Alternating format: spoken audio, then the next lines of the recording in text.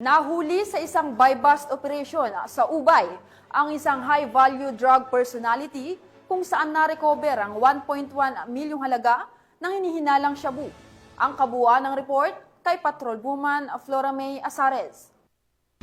Arestado ang isang high-value drug personality matapos mahulihan ng tinatayang 1.1 milyon na halaga ng hinihinalang shabu sa ikinasang buy-bust operation ng mga operatiba sa Purok 5, Barangay Fatima, Ubay, Bohol, nitong Agosto 13 ng taong kasalukuyan.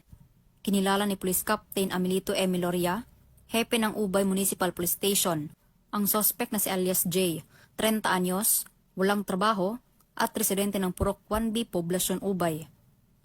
Ayon sa ulat ng pulisya, nakumpiska mula sa sospek ang humigit kumulang 170 grams ng hinihinalang shabu na may standard drug price na 1,156,000 pesos. Kabilang din sa mga nakuhang ebidensya ang GNT Courier Pouch, Realme na cellphone, Suzuki Smash na motor at 34,000 na budel money. Ang sospek ay kasulukuyang nasa kustodiya ng Ubay Municipal Police Station at sasampahan ng kasong paglabag sa Section 5 at 11, Article 2 ng RA 9165 o Comprehensive Dangerous Drugs Act of 2002. So makausa ang atong Provincial Director masigarbuhon sa inyong kalapusan diha sa Ubay ug sa ubang mga kapulisan sa lalawigan sa Bohol. Ang Bohol PNP walay hunong o walay puas ang atong pagpahigayon og anti-illegal drug operations para mapakgang o maundang na ang